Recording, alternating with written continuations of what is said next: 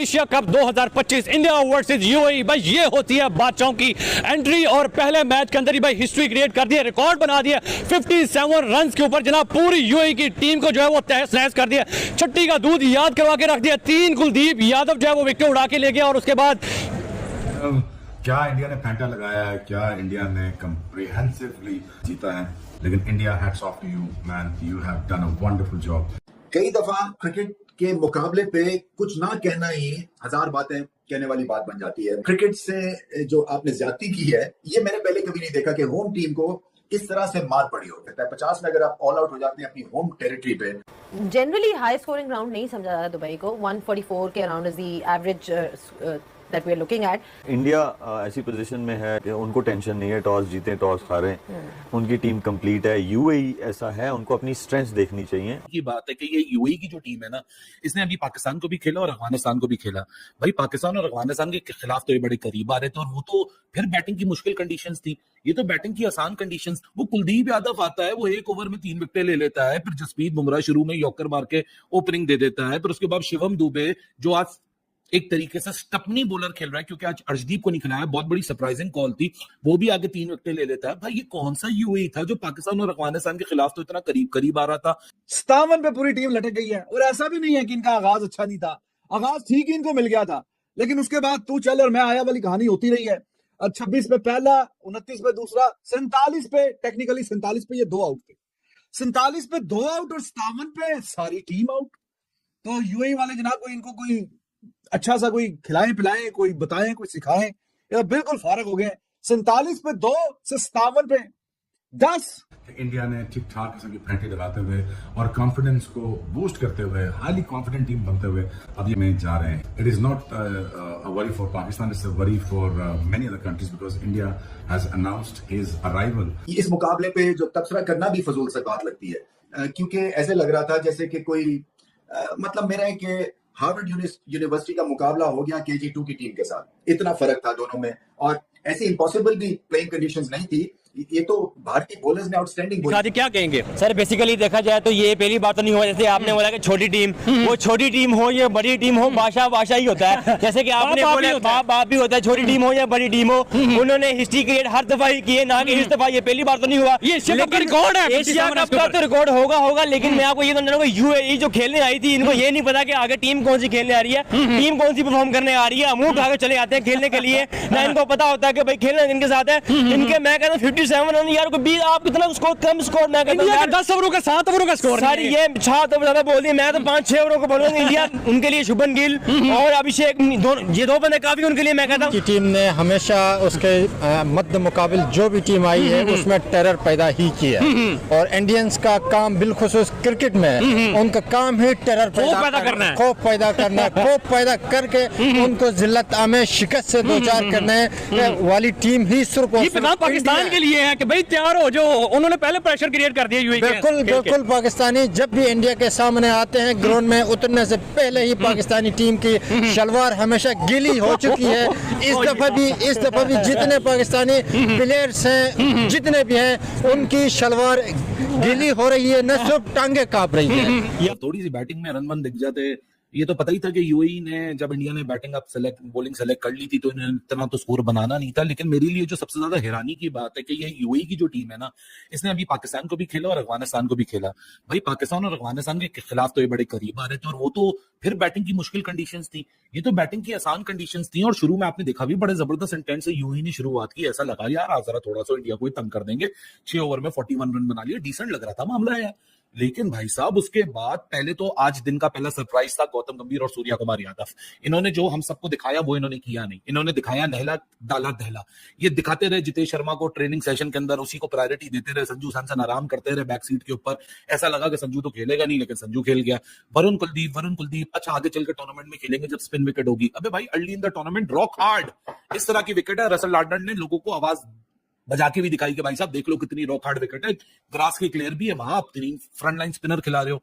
वो कुलदीप यादव आता है, वो 1 ओवर में 3 विकेटें ले लेता है, फिर जसप्रीत बुमराह शुरू में यॉर्कर मार के ओपनिंग दे देता है, फिर उसके बाद शिवम दुबे जो आज एक तरीके से स्टपनी बॉलर खेल रहा है, क्योंकि आज अर्शदीप को नहीं खिलाया, बहुत बड़ी सरप्राइजिंग कॉल थी, वो भी आगे 3 विकेट ले लेता। भाई ये कौन सा यूएई था जो पाकिस्तान और अफगानिस्तान के खिलाफ तो इतना करीब करीब आ रहा था, इंडिया के खिलाफ इंडिया ने तो अपने साथ से नहीं भटकने दिया इनको, मतलब 57 ऑल आउट।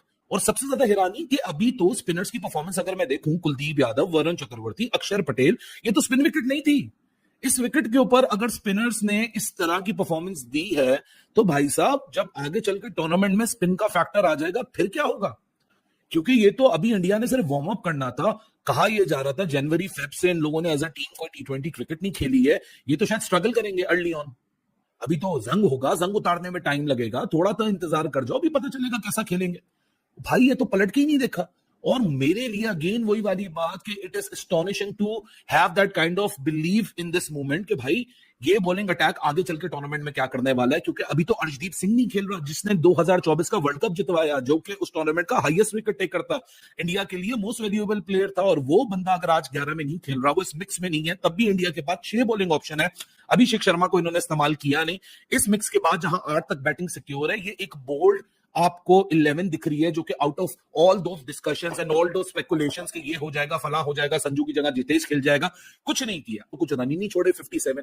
मतलब hats off to this team. और सबसे बड़ा फैक्टर जो फिटनेस का लेवल है ना, वो बड़ा एक्सेप्शनल नजर आ रहा है। 13-14 ओवर जो इंडिया ने डाले हैं 13.1 ओवर में है, ये तो अभी वही वाली बात हुई, शुरू होते ही खत्म हो गया।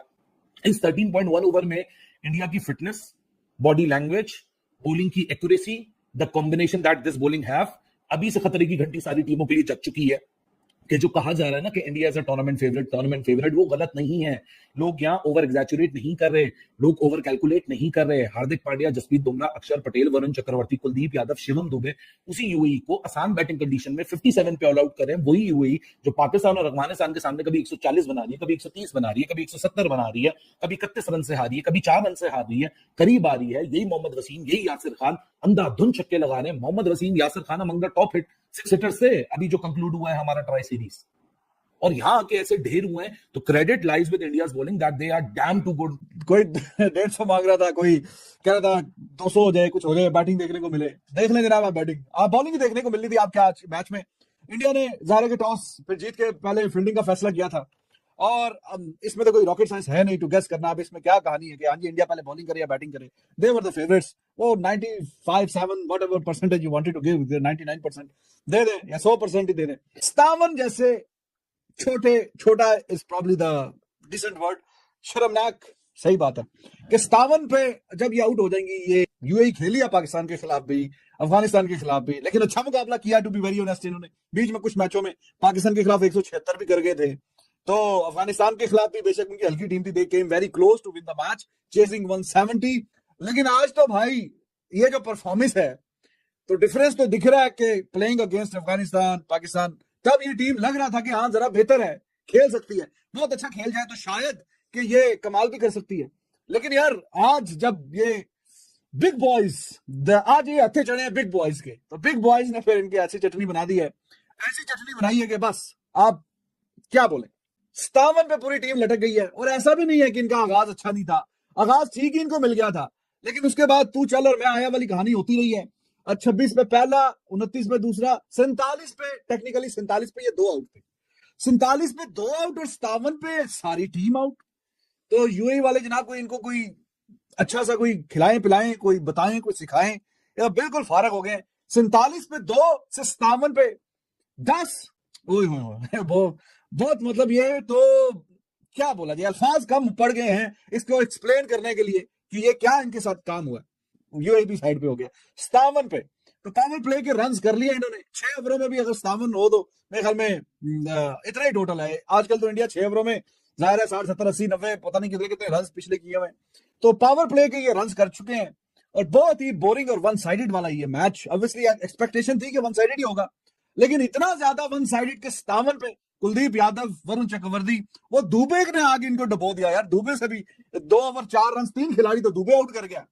जनरली हाई स्कोरिंग ग्राउंड नहीं समझा जाता दुबई को। 144 के around is the average that we're looking at. India ऐसी पोजीशन में है कि उनको टेंशन नहीं है, टॉस जीते टॉस हारे, उनकी टीम कंप्लीट है। यूएई ऐसा है, उनको अपनी स्ट्रेंथ्स देखनी चाहिए, तो वो उनको ये देखना चाहिए कि उनकी बैटिंग बेहतर है या बॉलिंग बेहतर है, तो जो बेहतर है उस पर ज्यादा लोड डालें, तो सेकंड वो वाली चूज करें। India I don't think they would really be thinking कि क्या करना चाहिए क्या हो, बट उनकी जो बैटिंग है उसमें डेप्थ बहुत है। Abhishek Sharma 16 matches 535 runs, average 33.43 का, स्ट्राइक रेट 193.84 का। क्यों है? ऐसा नहीं है कि हमारे प्लेयर्स नहीं खेल सकते, हमारे भी खेल सकते हैं। जो हम टैलेंट की बात करते हैं, टैलेंट जरूर है। अब टैलेंट को कॉन्फिडेंस कैसे दोगे? कॉन्फिडेंस दोगे उसे क्लैरिटी देगे। हमारा सिस्टम आपके यंगस्टर का बेस्ट नहीं निकालता। हम स्ट्रगल कर रहे हैं ना अब्दुल रज़ाक और अजहर महमूद के बाद, हमें ऑलराउंडर नहीं मिल रहा है। टैलेंट है हमें। Obviously, when you look at their attack, तो जसप्रीत बुमराह, जब हम उनका नाम लेते हैं, he's perhaps being talked about as the best bowler in this generation across all formats. I think उनकी जो सारी इम्पोर्टेंस है, आप देखें टेस्ट क्रिकेट को बहुत इम्पोर्टेंस देते हैं और उसके लिए उसको देखते हैं कि कहाँ कहाँ यूज़ करना है। तो वनडे क्रिकेट है, वो सारी क्रिकेट को देखते हुए यूज़ करते हैं बुमराह को। ये नहीं कि वो हर सीरीज़ खेल रहा है, क्योंकि उनके लिए तो बुमराह जो है वो ऐसा एक कार्ड है कि वो अगर मेन टूर्नामेंट्स में फिर अवेलेबल नहीं होंगे तो इंडिया को बहुत बड़ा झटका लगेगा। तो आप अगर इसका एनालिसिस करेंगे ना, रिकॉर्ड देखेंगे, तो मोस्टली अगर 2 विकेट्स या 3 विकेट्स चली गई पावर प्ले में, तो बहुत कम वो वाली टीमें जीती होंगी जिनके 2 या 3 आउट हो जाते हैं, दूसरी टीम डोमिनेट कर जाती है। And then the last 2 overs, 18वां और 20वां ओवर, बुमराह जैसा बॉलर हो, जैसे मुझे पता है ना, एक भी बाउंड्री नहीं खानी। बुमराह भी ही इज द सेम, नया बॉल करेगा, पुराना बॉल करेगा, आपको एक अश्योरेंस कमांड है, कहीं में भी बॉल करा लो, हमें पता है कि यार ये हमारे पास, समझे वो जिस तरह लाइफ इंश्योरेंस है ना, वो है, वो वहाँ पे बॉलिंग कर रहा है, तो उसको कोई फर्क नहीं पड़ता।